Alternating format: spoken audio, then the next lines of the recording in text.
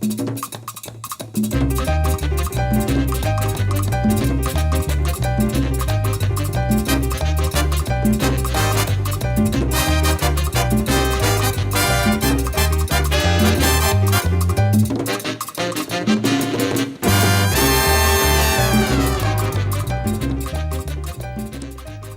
to Stories de la Frontera. I'm Laura Castañeda. For decades, the canyons in North San Diego County have been more than just a scenic view for the residents of the luxury homes surrounding them. The canyons provide shelter for hundreds of legal and illegal migrant workers who call the canyons home. But in recent months, these workers have been forced out by people who say they don't belong there. As Carmen Escobosa explains, it's an old issue that is stirring a new and heated debate. Hidden behind some bushes, hills, and surrounded by poisonous animals, hundreds of field workers originally from Mexico and Central America live and in many cases barely survive here. For decades, they have improvised homes made of wood pieces, cardboard, straw, and even plastic in the canyons of North County in San Diego. Usually they find jobs near the canyons, but in some cases, work is only found far, far away in the strawberry and tomato fields. Buenas tardes. ¿No está aquí el don? The workers have different reasons why they choose to live under these conditions. Juan, as we will call him, makes $6 an hour. It's simply not enough to pay rent for an apartment and also send money to his family back in Mexico. Y si nos vamos a pagar una renta, no nos queda entonces nada, entonces, ¿qué nos quedaría para mandarle a nuestra familia allá? Others live here because it is where they feel safe, since they don't have legal documents to live or work in the United States. At the end of the day, they convert this place into something they can call home. A shelter where, very often, they are visited by people who are concerned about them. Like Enrique Morones, a local activist. Eso viene del Consulado de México, pero siendo de México, de Guatemala, donde sea. But in recent months, anti-immigrant groups and media attention have upset the peacefulness of this shelter. After decades of building their shanties on one side of the canyon, the migrants were suddenly evacuated and forced to rebuild on another side. Today, the story is being repeated. The workers are once again being evacuated from their small homes by the authorities.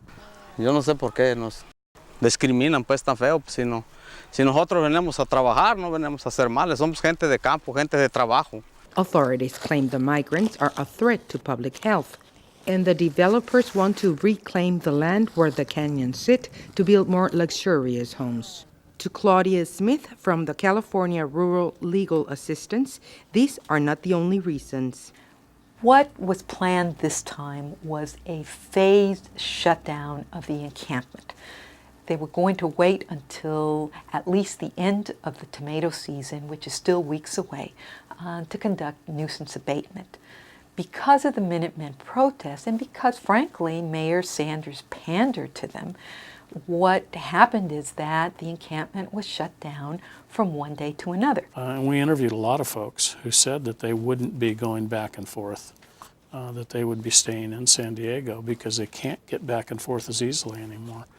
So, you know, it's not something that we can let go indefinitely.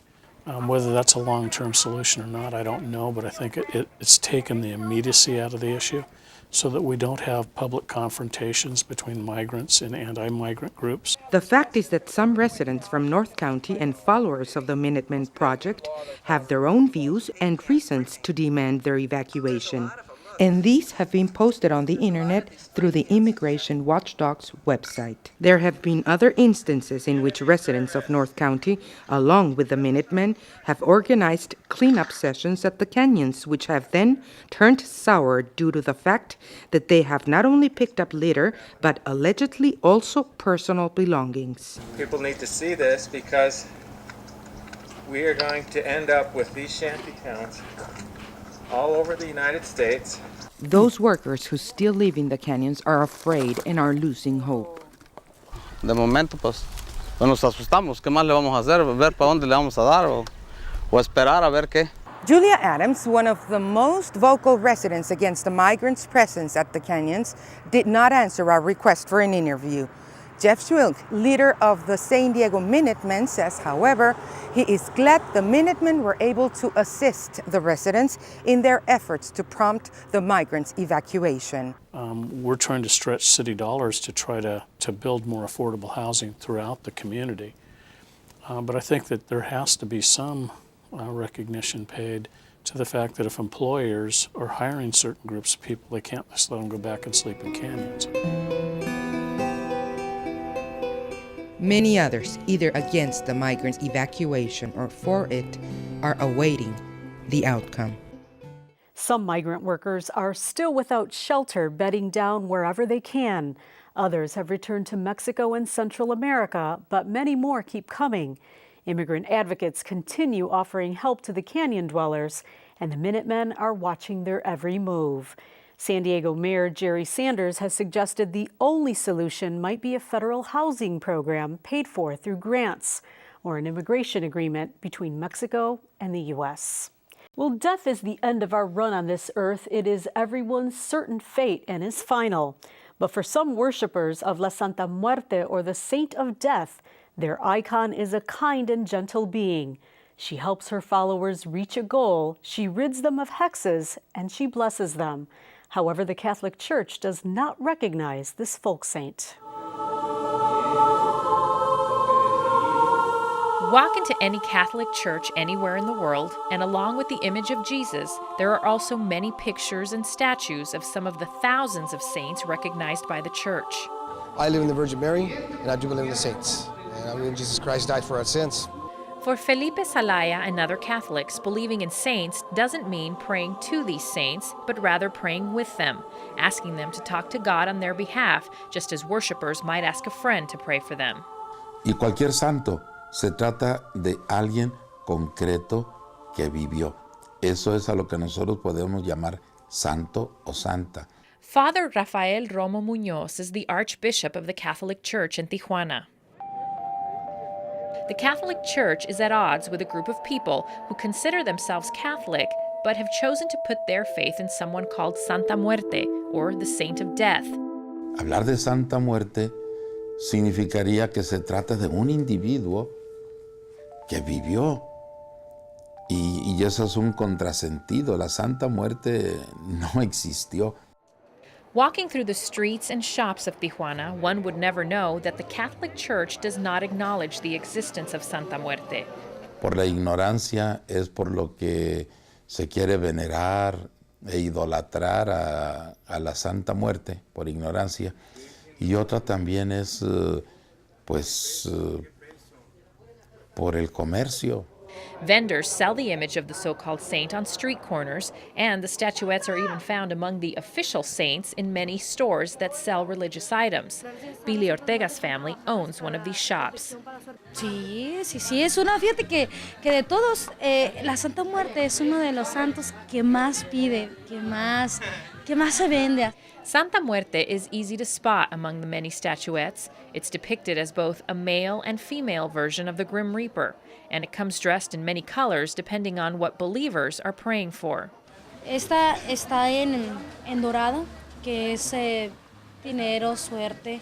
Más que nada es algo monetario, pues, es suerte en dinero. Ortega says Santa Muerte is often associated with evil or black magic by those who don't understand how it works. O sea, es que es un espíritu, es un ángel. Es un ángel de la muerte, es un espíritu, no es malo, es algo neutral. La gente que lo sataniza, la gente es la negativa. Someone who believes in the goodness of Santa Muerte is Olivia Jimenez. She says she believes in God and the teachings of the Catholic Church, but she can't ignore the importance of Santa Muerte in her life. Yo creo en la Santísima Muerte y todos los días yo tengo un hijo y sufrió un accidente, entonces salió bien. Y como le dijera, yo creo, todas las noches le pido a la Santísima Muerte que me lo cuide. Jimenez has been a believer for many years and says she doesn't understand why church officials refuse to recognize a saint that has helped so many people. But she says that's their problem. She plans to continue to pray. Yo todas las noches primeramente al acostarme, a Dios, a la Santísima Muerte, a la Virgen de Guadalupe. And she's not alone. In fact, altars like this one dedicated to Santa Muerte can be found in public places around Tijuana. Here, believers bring various offerings with the hope that their prayers will be answered. Security guard Rosario Sanchez works at this shop and says he sees people day in and day out who believe in Santa Muerte. That, he says, has helped make him a believer too. Pues ya llevo 5 años aquí trabajando y veo gente todos los días, mañana y tarde, que llegan aquí con la Santa Muerte a ponerle veladoras, ofrendas, flores, dinero, que es muy venerada por mucha gente. It's not really clear how long Santa Muerte has been around.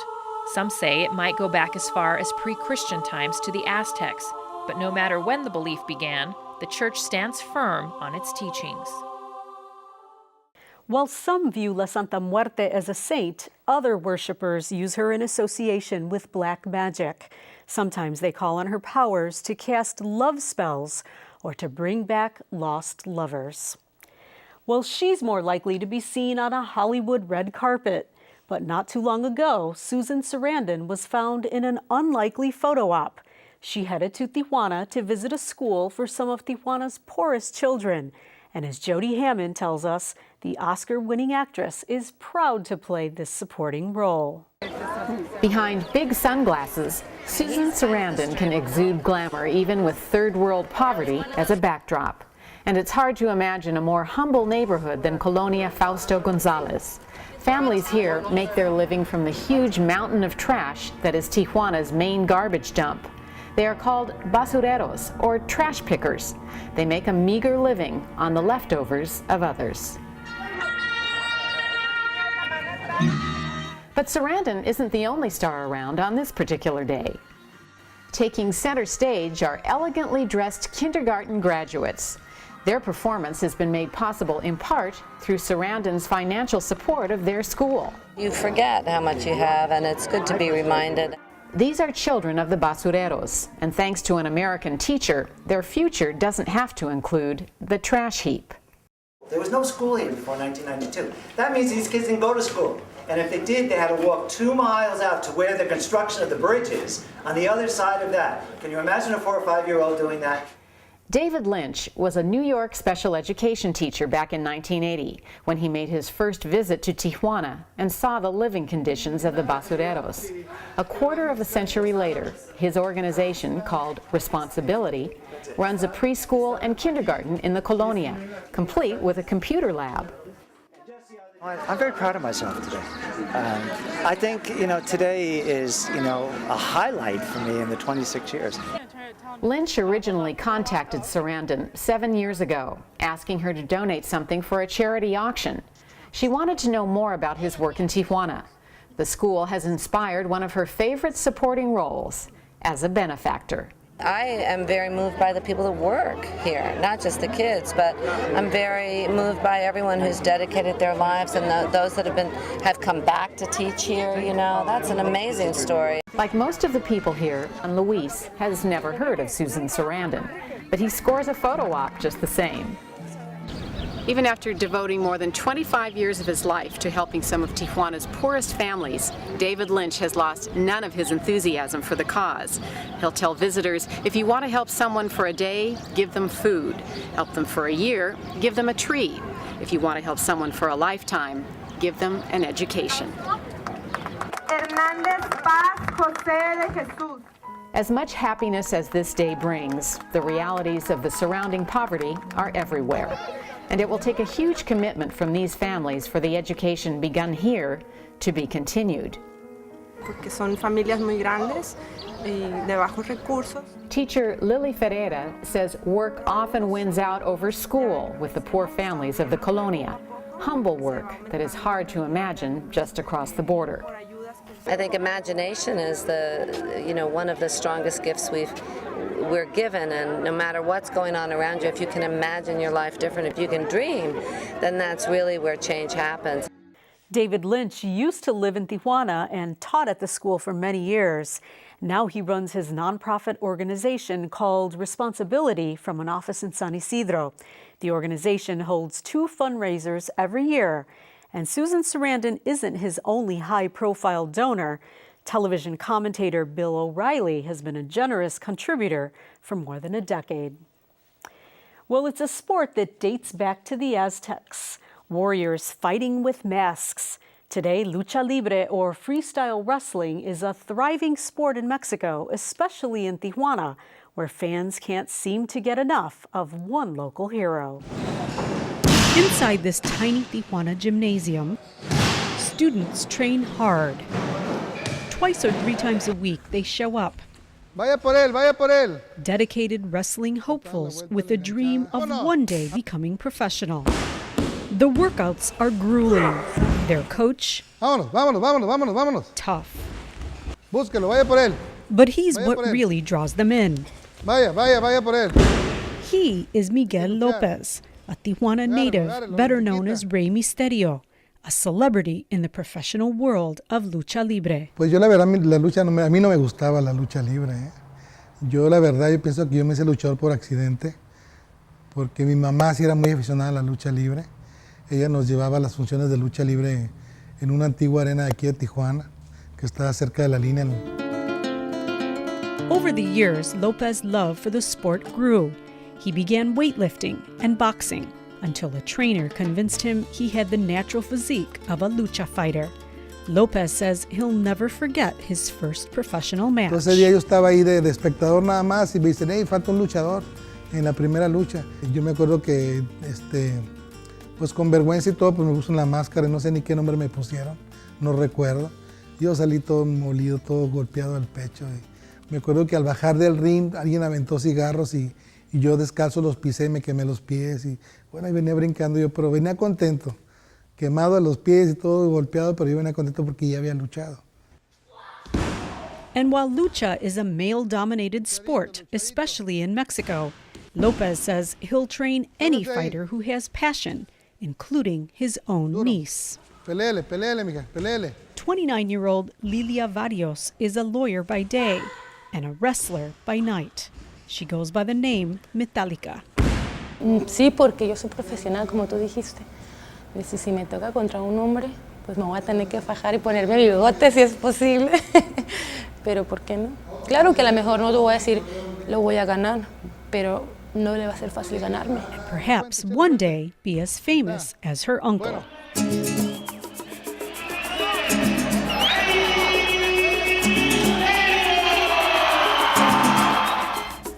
But the cheers from fans didn't come without some pain. Lopez says he has the bumps and bruises to show for it. Tengo mordidas en mis dedos, cicatrices en mis hombros, mi nariz la tengo fracturada, mi frente la tengo toda fracturada. Rey Misterio has even survived losing his mysterious identity, a serious thing in the world of lucha libre. Entonces, mucha gente al perder la máscara se pierde, o sea, la popularidad te baja. Ya no eres tan popular, ya los promotores no se interesan por ti porque no tienes una cara pues agradable para tu trabajo, ya no transmites igual. It wasn't long before his popularity soared. Other fighters started copying his hairstyle and fashion. Rey Misterio's popularity started crossing international lines. En Japón la gente no está tan participativa como aquí.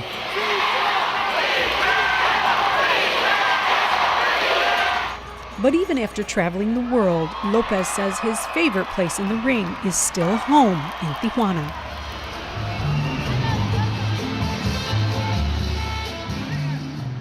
Yo no soy de los que me gustan andar diciendo, es que yo soy esto, yo soy lo otro. A mí no me gusta. Yo trato de ser siempre humilde y trato de tener los pies muy puestos en la tierra. Y yo trabajo para la gente es la que me pone o me quita. Entonces yo trato de hacer mi trabajo y lo disfruto igual que cuando lo hice la primera vez. Despite the broken bones and physical injuries, Lopez says he has few regrets, except the emotional scars, time taken away from his family. A mí me ha costado 2 divorcios. Me quitó ver crecer a mis hijos Despite losing time with his own children, Lopez says he's honored after all these years to continue entertaining his public and serving as a role model to the younger generations. El concepto que tiene la gente de mí ahorita yo no lo quiero echar a perder. Yo quiero que la gente me recuerde como un guerrero del ring, como una persona que entregó su vida, que entregó su juventud, dando espectáculo, dando deporte. Entonces yo quiero que la gente me recuerde así. Miguel Lopez has no plans of retiring anytime soon. In a recent formal ceremony, though, he officially passed on his mask to his nephew, who uses the stage name Rey Misterio 619. Lopez's son, by the way, fights on the American side of the border with the World Wrestling Federation. He's recognized as Rey Misterio Jr. The Misterio family legend hopes fans on both sides of the border will continue following them for a long time to come. Well, it's a city known for many attractions, but somehow over the years, Tijuana has picked up an unusual mascot, a donkey painted with black and white stripes. Dozens line the city's popular tourist strip, Avenida Revolucion. So how did this all come about? And how did these animals get transformed throughout the decades? Amigos who want to take a picture in a zebra.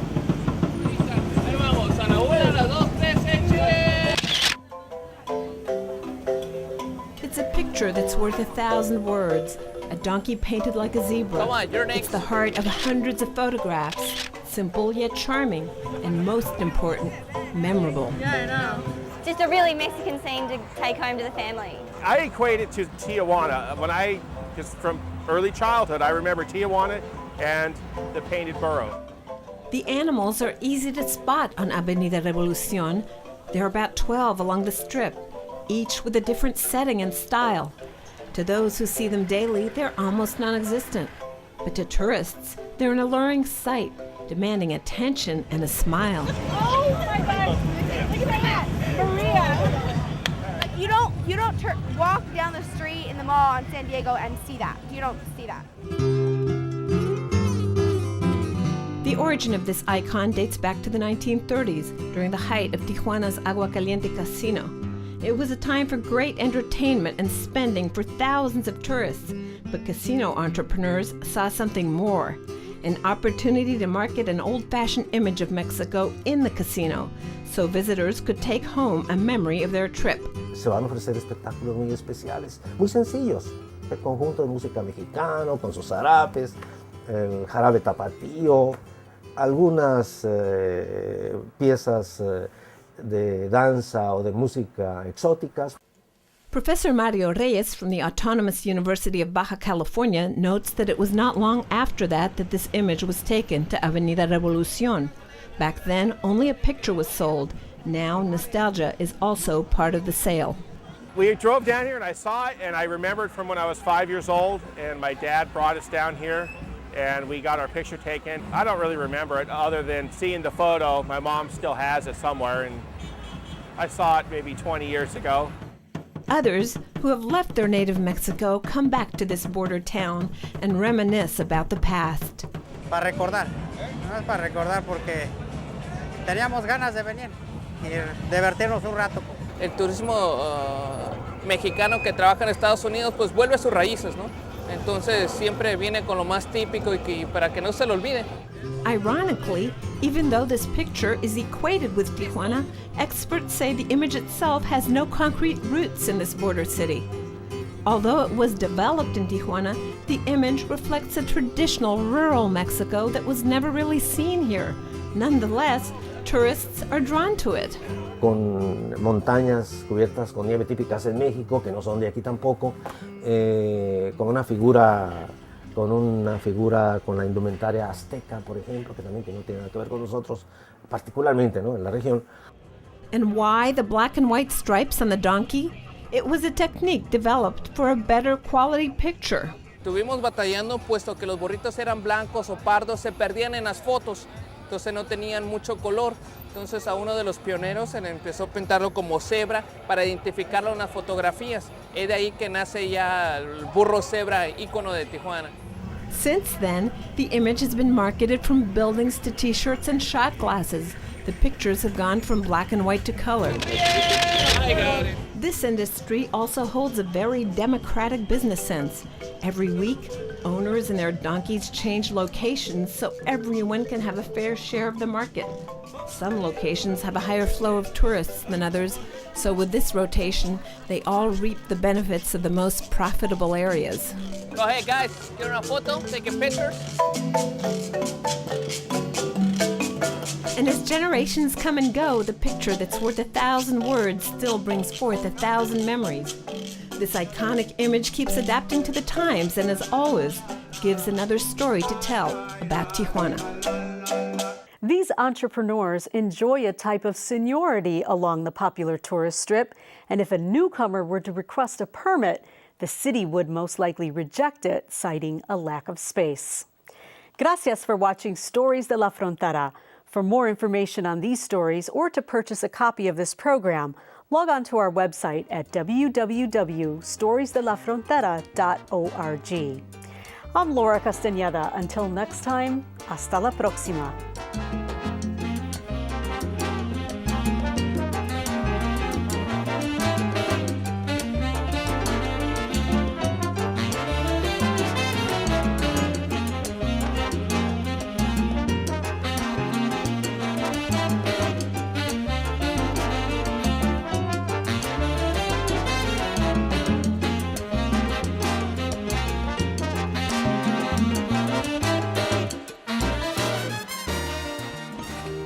Generation Cox is moving forward. How's life in Italy? Great. They'll be able to switch calls from their cell phones to their home phones with just one click. How's that boyfriend of yours? He wants to talk to you. Hey, Marco. Ciao. And communicate in ways like never before. Signore, con la vostra benedizione vorrei sposare vostra figlia. How do I say, of course? Sí. See? Generation Cox is coming. Are you ready?